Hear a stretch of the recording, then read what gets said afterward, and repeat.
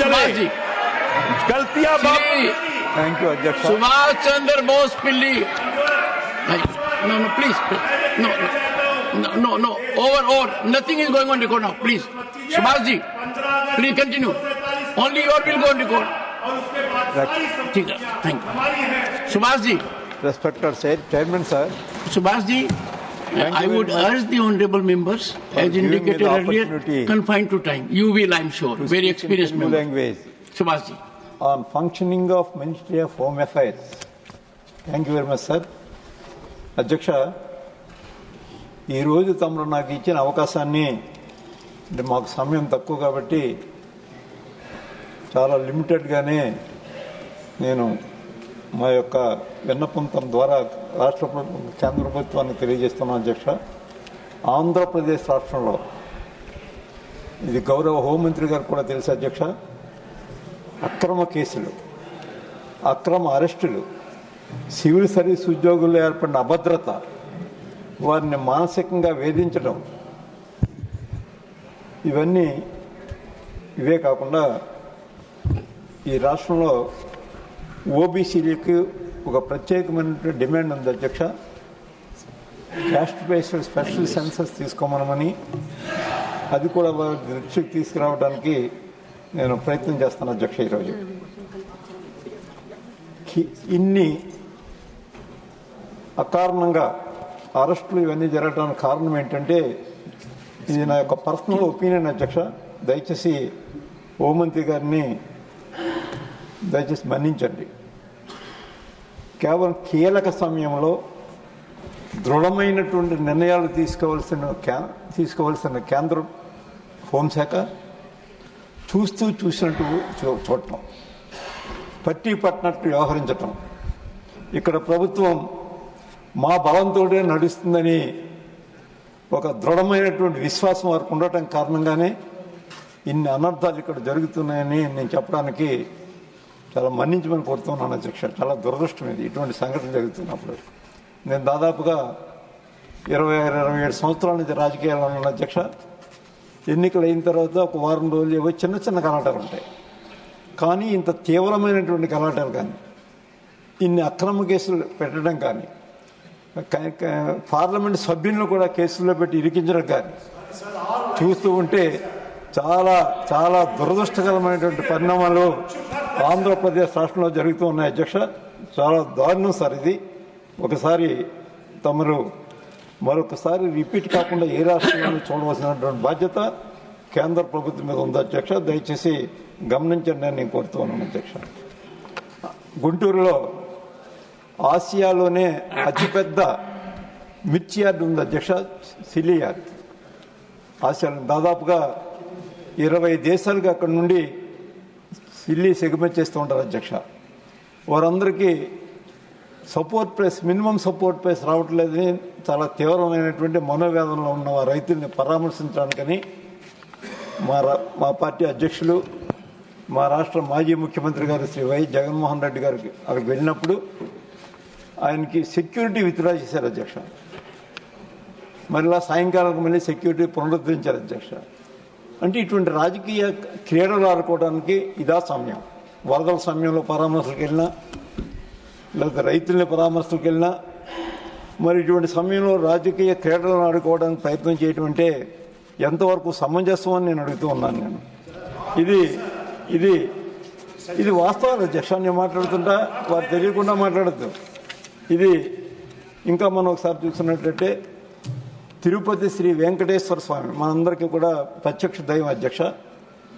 మన వెంకటేశ్వర స్వామి ఉత్తర ద్వార దర్శనానికి వెళ్ళినప్పుడు తొక్కిసలాట జరిగింది అధ్యక్ష. అక్కడ 6 ప్రాణాలు కోల్పోయారు అధ్యక్ష. మరి ఈ విధంగా అయిన సంఘటన జరుగుతూ ఉన్నప్పుడు మరి ఎంతవరకు సమంజసం, కేంద్ర ప్రభుత్వం చూస్తూ ఊరుకోవడం ఎంతవరకు సమంజసం, ఎందుకు దాని మీద స్ట్రిజెంట్ యాక్షన్ ఎందుకు తీసుకోవాలి? ఒక మంచి సమర్థవంతమైనటువంటి ప్రధానమంత్రి గారు, సమర్థమైనటువంటి ఆర్థిక మంత్రి గారు మన దేశానికి లభించారనేది నా యొక్క ప్రగాఢమైనటువంటి విశ్వాసం అధ్యక్ష. మరి అటువంటి సమర్థులు ఇక్కడ ఉన్నప్పుడు ఎందుకు అక్కడ అన్యాయం జరుగుతున్నప్పుడు అరికట్టలేకపోతూ ఉన్నారో ఒకసారి ఆలోచించండి. దాని మచ్చ మీకు కూడా పడుతుంది అధ్యక్ష. దయచేసి గమనించండి అని నేను కోరుతూ ఉన్నాను. ఇంకా నా దృష్టికి వచ్చిన అంశాలను ఏంటంటే అధ్యక్ష, ముఖ్యంగా పోలీసు అధికారుల రాజకీయ ప్రయోజనాల కోసం వాడుకోవడం, ఐఏఎస్ ఐపీఎస్ అధికారులని తీవ్రమైనటువంటి మానసిక వేదనకు గురి చేయటం, వాళ్ళకి పోస్టింగ్లు ఇవ్వకుండా చేయటం. డైరెక్ట్ మన sitting parliament member Shri Mithun Reddy గారి అధ్యక్ష, చాలా సౌమ్యుడు అధ్యక్ష, ఆయన మీద ఆ మధ్య ఒకసారి చిత్తూరులో ఆయన స్నేహితులు, ఒక దళిత నాయకుడు, మాజీ పార్లమెంట్ సభ్యులు రెడ్డప్పరెడ్డి గారి ఇంటికి వెళ్తే అక్కడ ఆయన మీద దాడి చేశారు అధ్యక్ష. రెడ్డప్పరెడ్డి గారి మీద కేసులు పెట్టారు, మిథున్ రెడ్డి గారి మీద కేసులు పెట్టారు. ఆయన 2 కార్లు, రెడ్డప్పరెడ్డి గారి కారు ధ్వంసం చేశారు, మరి రెడ్డప్పరెడ్డి గారు ఇల్లు ధ్వంసం చేశారు. మరి దీన్ని ఏమనాలి అధ్యక్ష? దీన్ని ఏమనాలి? వారి మీద కూడా కేసులు పెట్టారు అధ్యక్ష, మిథున్ రెడ్డి గారి మీద కూడా కేసులు పెట్టారు అధ్యక్ష. ఏ విధమైన పరిపాలన జరుగుతుందో అక్కడ దీన్ని చూసుకోకపోతే మాత్రం ఖచ్చితంగా దాని యొక్క నిందలకి బాధ్యులు కేంద్ర ప్రభుత్వం కూడా బాధ్యత వహించవలసి ఉంటుందనే మాట నేను తెలియజేయడానికి చాలా బాధపడుతూ ఉన్నాను అధ్యక్ష. అంతేకాదు అధ్యక్ష, ఒకసారి అక్కడ జరుగుతున్న సిరీస్ ఆఫ్ కేసులు చూసుకున్నట్లయితే 2024 సంవత్సరం నవంబర్ 6వ తేదీ నుండి 12వ తేదీ వరకు, అంటే కేవలం 6 రోజుల్లో 680 మందికి వైఎస్ఆర్సీపీ కాంగ్రెస్ కార్యకర్తలకు 149 మందికి నోటీసులు ఇచ్చారు అధ్యక్ష. సరే, దానికి నోటీసులు ఇచ్చారు. దాంట్లో 147 కేసులు పెట్టారు, 49 మంది అరెస్టు కూడా చేశారు అధ్యక్ష.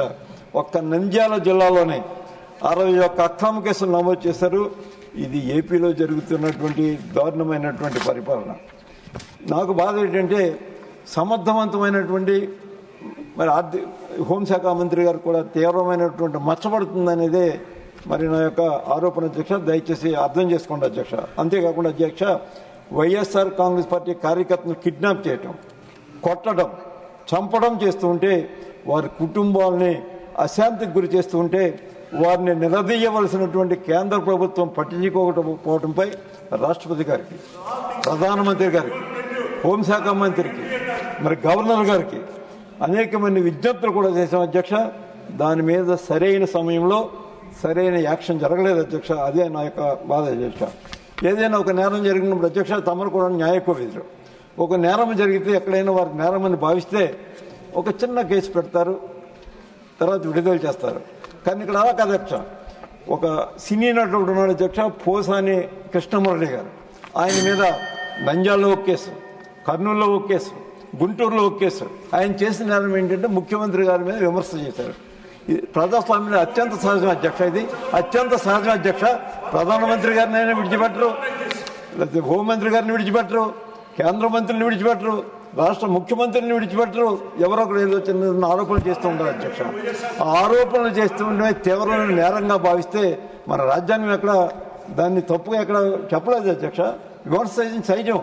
ఆ విమర్శలో సద్విమర్శ ఉంటే దాన్ని ఖచ్చితంగా సరిదిద్దుకోవాల్సినటువంటి బాధ్యత మరి ఇక్కడ కేంద్ర ప్రభుత్వం మీద, సరిదిద్దవలసినటువంటి బాధ్యత కేంద్ర ప్రభుత్వం మీద ఉంది అధ్యక్ష. సరిదిద్దవలసిన కేంద్ర ప్రభుత్వం మౌనంగా ఉంటే మాత్రం తీవ్రమైనటువంటి అన్యాయాలు జరుగుతాయి అధ్యక్ష. ఇక్కడ అంతిమంగా నేను చెప్తున్నాను అధ్యక్ష, బ్యూరోక్రాట్ని లక్ష్యంగా చేసుకోవడం అధ్యక్ష. అనేక మంది ఐపీఎస్ అధికారులు, ఐఏఎస్ అధికారులు వారిని ఇబ్బందులకు గురి చేస్తుంటే వారికి కాన్స్టిట్యూషనల్ ప్రొటెక్షన్ ఉంది అధ్యక్ష. వారి ఉద్యోగాలకి, లేకపోతే నిష్పక్షపాతంగా వారు విధి నిర్వహణ చేయలేరు. అటువంటి కాన్స్టిట్యూషనల్ ప్రొటెక్షన్ ఉన్నప్పుడు డిఓపిటీ ఏం చేస్తుంది? ఇక్కడ డిఓపిటీని దాన్ని సరిదిద్దవలసిన బాధ్యత ఉందా లేదా? డిఓపిటీ యొక్క విధి విధానాలు ఏంటి? ఎందుచేత వేస్ట్గా వారిని ఖాళీగా పెట్టి కూర్చోవడంలో, వారికి పోస్టింగ్ ఇవ్వడంలో, ఖాళీగా పెట్టి కూర్చోవడంలో ఏమి అర్థవంతమైనటువంటి పరిపాలన జరుగుతుంది ఈ రాష్ట్రంలో కానీ దేశంలో కానీ? ఒకసారి ఈ దేశంలో జరుగుతున్న పరిపాలన డిఓపిటీ తన యొక్క లక్ష్యాలని మరి వారి యొక్క బాధ్యతను నిర్వర్తించకపోవడం చాలా బాధాకరమైన విషయంగా గౌరవ హోంమంత్రి అధ్యక్ష.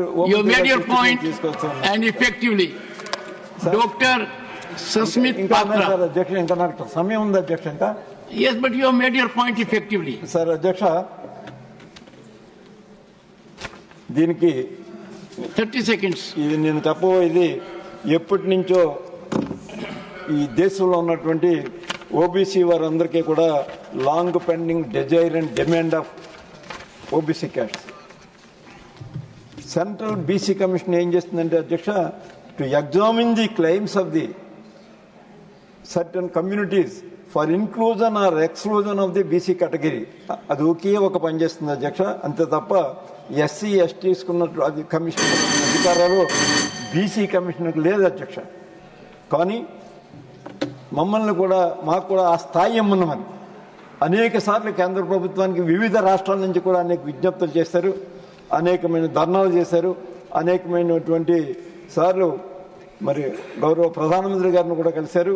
అయినా ఎక్కడ కూడా పట్టించుకోవట్లేదు అధ్యక్ష.